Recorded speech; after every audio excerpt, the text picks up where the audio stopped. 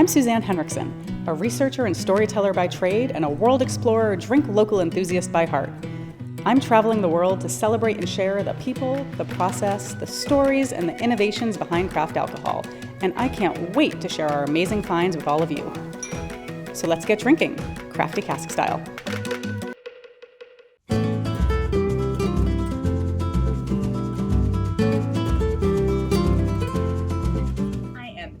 Excited to have this treat for you today. We are here at Santa Fe Spirits in Santa Fe, New Mexico, and my friend Natalie Dale, who I met years ago at an American Distilling Institute conference, just started being the master distiller here. So we're so excited that she is here. She used to work at a winery and at a distillery out in California, and she just moved to New Mexico 2 months ago to start distilling here at Santa Fe Spirits. So we are here to go say hi and hang out with her and see what Santa Fe Spirits is all about, along with her and the owner and founder, Colin. Let's go check it out.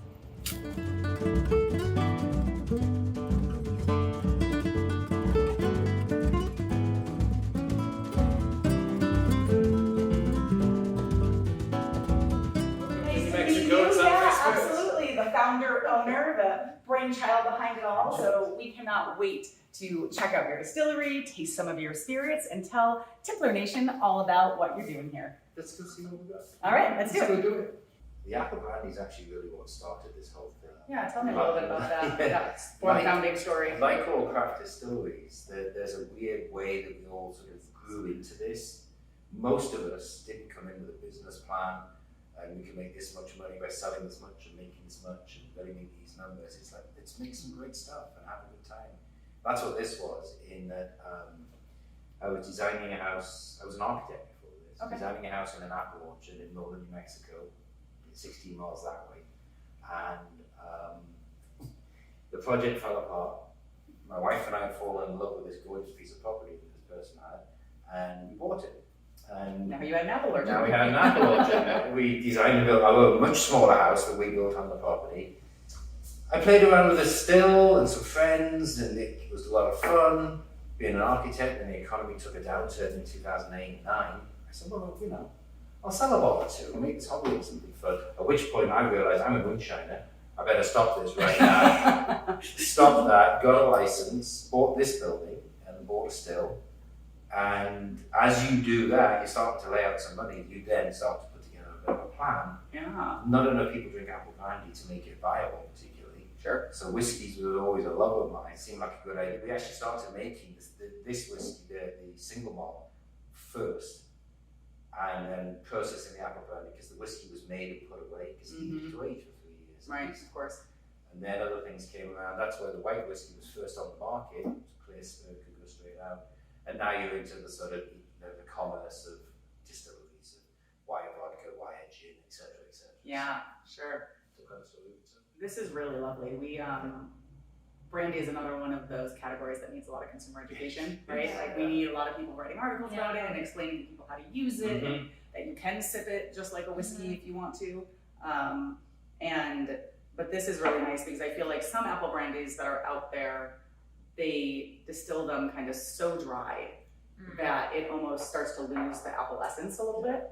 And this is really nice because I feel like it has a really nice level of like the apple sweetness and the dryness. So it's not like overpoweringly sweet. Our Wheeler's Gin, which is named after George Montague Wheeler, who was an Englishman, who was actually a cartographer, who laid out the metes and bounds in Mexico, hence the compass roads on there.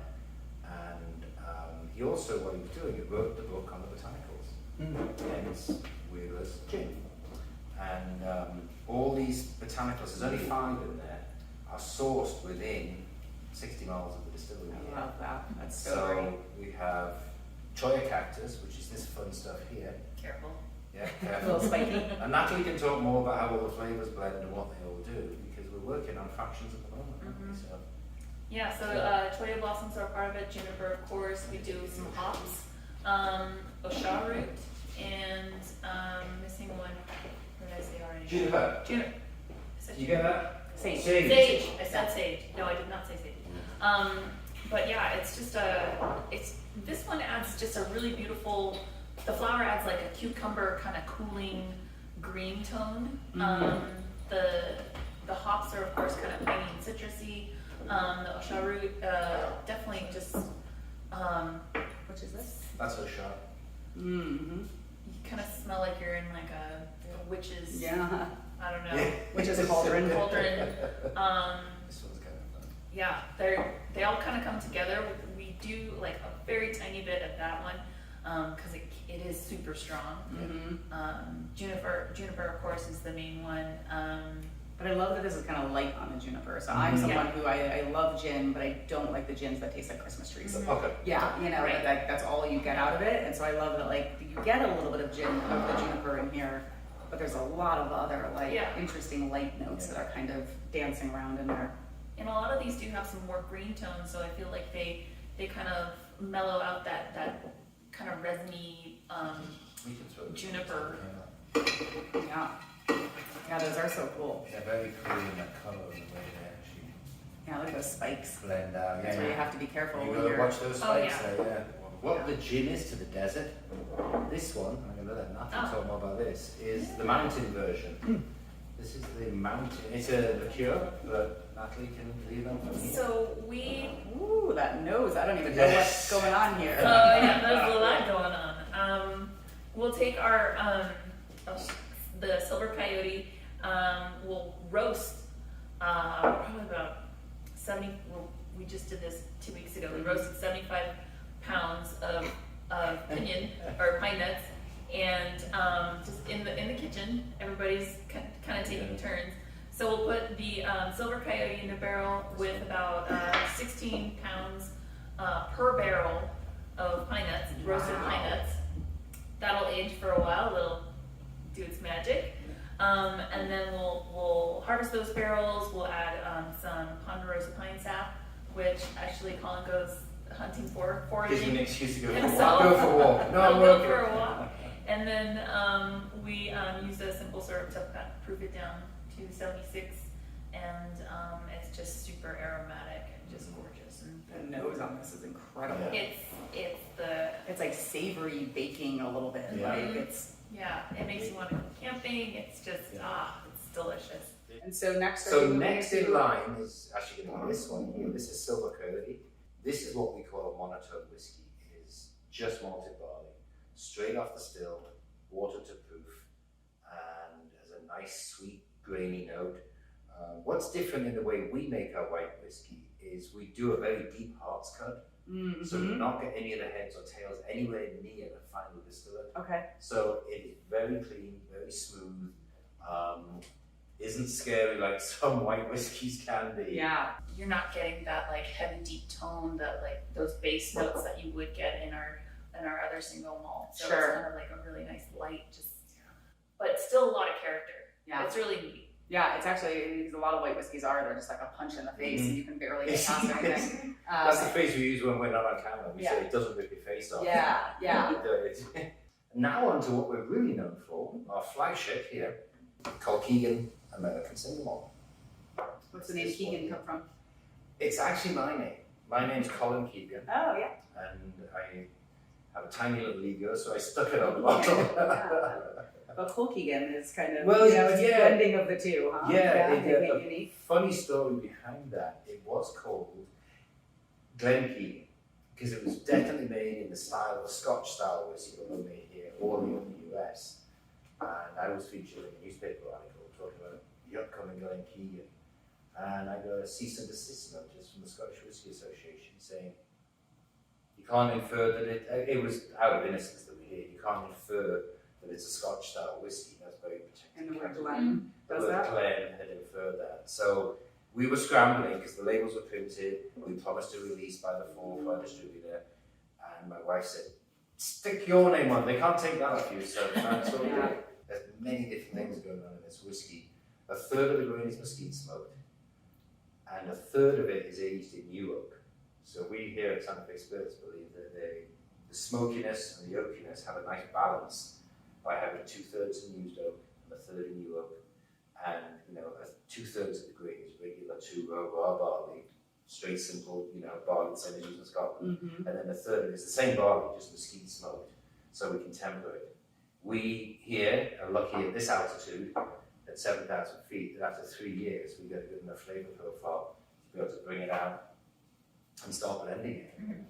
We'll take some Colkegan out that we've blended, and then we'll actually add it back into some first use apple brandy barrels from this guy. And it's really lovely. You take that smokiness and you just add a little bit of the sweetness from the apples, and it kind of just, it creates a completely different flavor profile. It's really Even fun. on the nose, like Yes. you really get that like Yeah. appley sweetness that's Yeah. like really quite fun. But it's Yeah. deceiving because you're gonna try it and it's gonna taste like scotch. Mm-hmm. But that sweetness just really kind of comes together and just it does its magic. It's just really interesting. Yeah.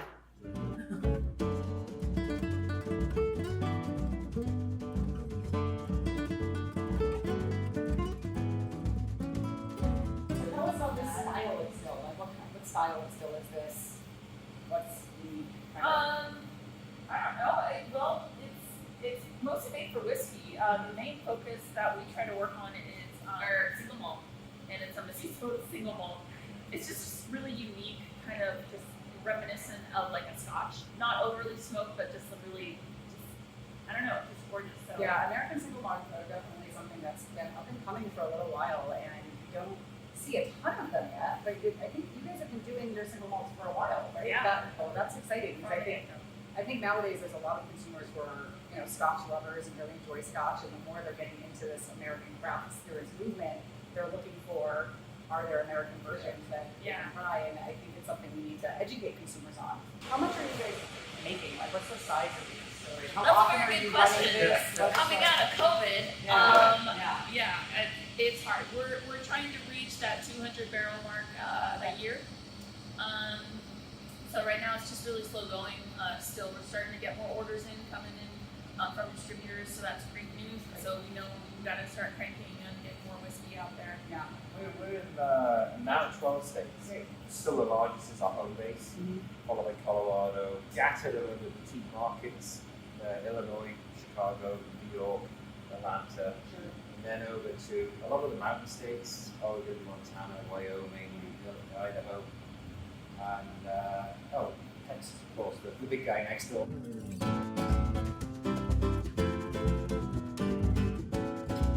Yeah, this is the Brandy, it's very high.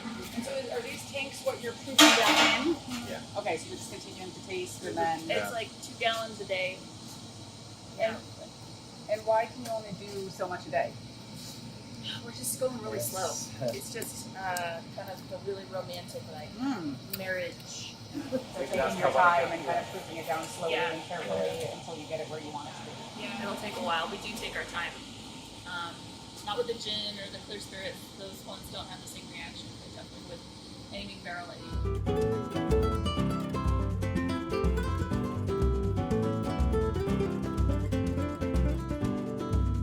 All right. We just had a great tour and tasting with Natalie and Colin at the distillery, the Santa Fe Spirits Distillery. But now we are at the downtown tasting room where Weston has opened it up just for us to make us some of their amazing cocktails so we can see how their spirits shine in cocktails as well. So come on inside and let's get to drinking.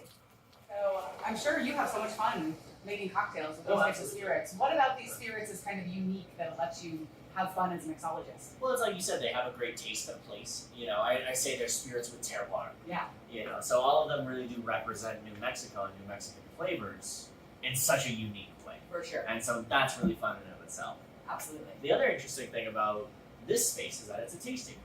That I am here to show off the spirits. And so that's what all of the cocktails are based on, are to highlight the best characteristics of our spirits. So we're going to start with our Santa Fe Sour. And this is a classic Gold Rush spec. So that's just bourbon sour with honey. Gotcha. But we're substituting our apple brandy in it. Oh, it's Yeah. like bourbon. Gotcha. I use methyl cellulose. So methyl cellulose has been used as a preservative and thickening agent in food science for a long, long time. Mm-hmm. It's a derivative of lumber production, actually. So methyl cellulose is the compound that trees use to bind their layers together. Mhm. So it's shelf-stable, odorless, flavorless, and totally waste-free. So next, I'll pour you guys one of our newer signature cocktails. This is called the Atapiño. So a norteño is someone who grew up in northern New Mexico. This is a red chili and chocolate Manhattan. Or red chili and chocolate old fashioned, excuse me. What was that little thing you just did on the ice cube? A little ice stamp. So that blazons our logo directly on the ice. So what's in this? So that is our Colkegan whiskey, a red chili and honey cordial, and chocolate bitters. So classic old fashioned spec, really, really simple. And the chili heightens the spice in the whiskey, the chocolate brings out those barrel notes. Yeah, It's all about showing off the love. It's good spirits, you don't need to cover it up. it's really good. It almost makes me think of Mexican hot chocolate a little bit in whiskey form. Next, I'll make you guys one of my favorites on the menu is the artichata. Oh, I saw that on the menu and it looked so interesting. I love arpiño, I love horchata. They were made to be together. I don't know why more places don't make horchata. So excited about this. This was the one that caught my eye on the menu. Oh, yeah. It's dessert, but it's not cloying by any stretch. It shouldn't be heavy. Yeah.